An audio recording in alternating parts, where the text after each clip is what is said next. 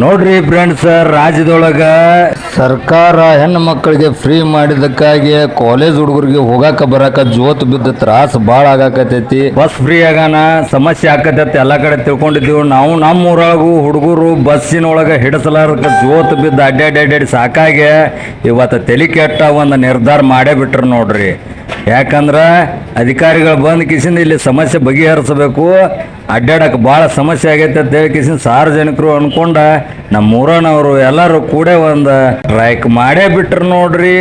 ಎಲ್ಲ ಶಾಲಿ ಹುಡುಗರು ಕಾಲೇಜ್ಗೆ ಹೋಗೋರಿಗೆ ಸಮಸ್ಯೆ ಭಾಳ ಆಗಿತ್ತು. ಅದಕ್ಕಾಗಿ ಅವ್ರ ಅಧಿಕಾರಿಗಳು ಬಂದರು, ನಮ್ಮ ಸವಳಿಗೆ ಆರಕ್ಷಕ ದಳದವರು ಬಂದರು, ಬೈಸಳ ಗಾಡಿನೂ ಬತ್ತು ನೋಡ್ರಿ.